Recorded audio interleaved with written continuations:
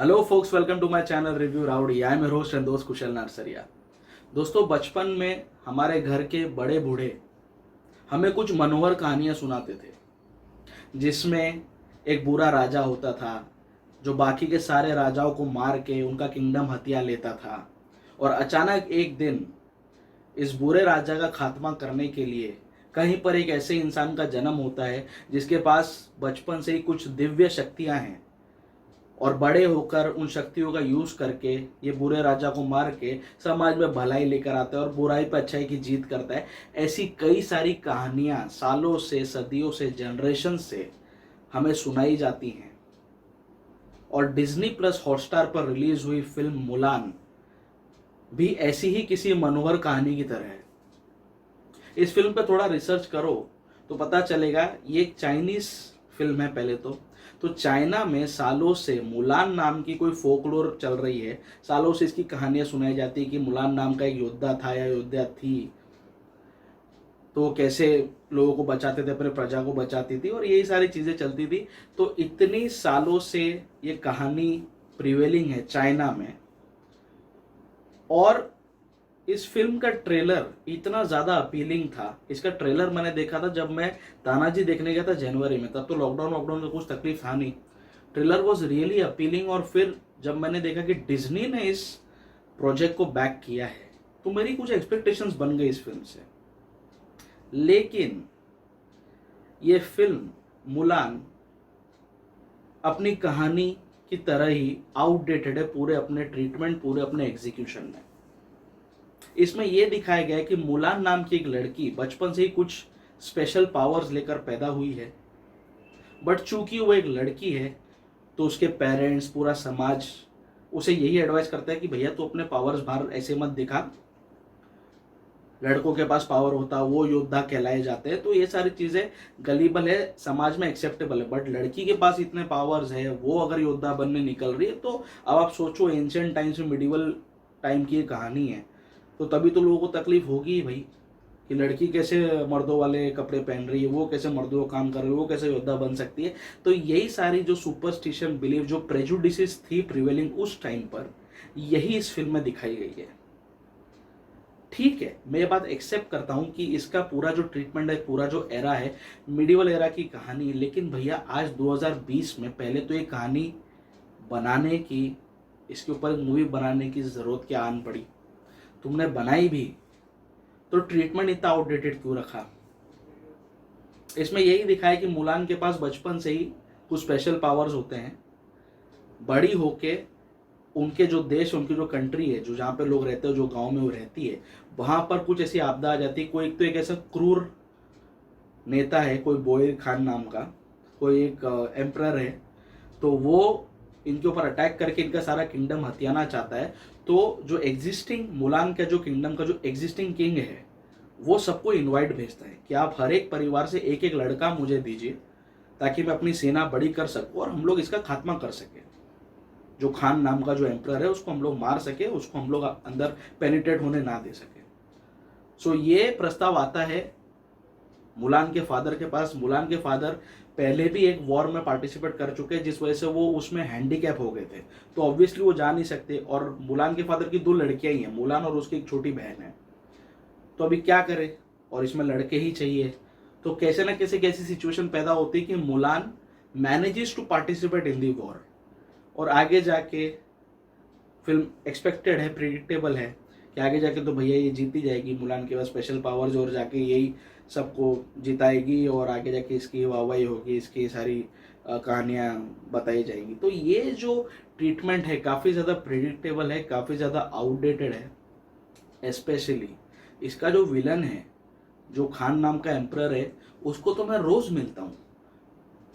हमारी एरिया में ही, हमारी गली में ही वो चाइनीज का ठेला लगाता है।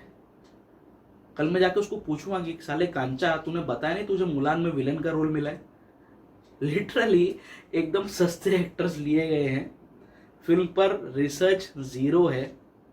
एक नॉर्मल कहानी जो सालों से विक्रम बेताल, अकबर बीरबल हम लोग इतना सुनते आए हैं कि बुराई पे अच्छाई की जो जीत होती है, वही ट्रीटमेंट आज 2020 में लोग दिखा रहे हैं।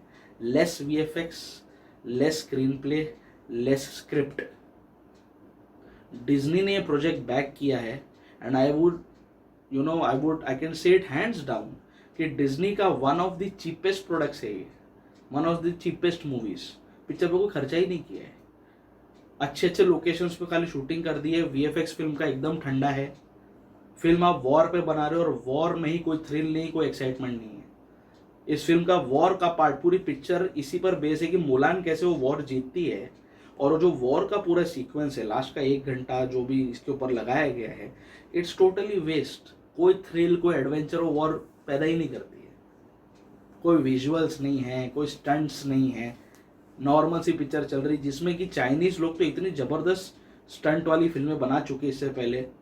क्राउचिंग टाइगर, हिडन क्या वो crouching dragon, hidden dragon, enter the dragon, fuck the dragon, कितने सारे ड्रैगन बनाए इन लोगों ने, अच्छा अच्छा एक्शन दिया है पहले इन लोगों ने। तो इस बार 2020 में फिल्म बनाना कोई सेंस नहीं, कोई तुक नहीं, कोई मेहनत नहीं की गई फिल्म में। स्टार कास्ट फिल्म की इतनी बड़ी है, आप लास्ट में देखोगे, लास्ट के पूरी 2 घंटे की पिक्चर है ये, लास्ट के 10 से 12 मिनट सिर्फ एंड क्रेडिट्स रोल होते हैं। इतने सारे लोगों ने इस प्रोजेक्ट पे काम किया है और इतना बिलो एवरेज प्रोडक्ट बाहर निकला है। बिल्कुल मज़ा नहीं है फिल्म में। स्टार्टिंग के कुछ आधा घंटा जब तक स्टोरी बिल्डअप होती है तब तक थोड़ा लगता है, थोड़ा इंट्रीगिंग है, लेकिन जैसे ही मुलान उस पूरे ग्रुप में शामिल हो जाती है वॉर वाले, और जिस तरह से वो एक्ट करती है कि मैं लड़की नहीं लड़का हूँ, सिर्फ आवाज़ बदल के, क्योंकि लड़का और लड़की के बीच में डिफरेंस खाली आवाज़ का ही तो होता है, बाकी सब चीज़ सेम ही होती है ना। तो खाली आवाज़ बदल के लोगों से वो बात करती है तो लोग मान लेते हैं हाँ ये भाई लड़का है, लौंडा है, कोई टेंशन नहीं अपने में। कुछ भी मुलान का और लॉजिक का दूर दूर से कोई लेना देना ही नहीं है। जो इनके वॉर सीक्वेंसेस, जो इसमें प्रिपरेशन दिखाई है, that should have been engaging, that should give you an adrenaline rush, which it has failed to do. So it's a highly disappointing movie, highly predictable movie.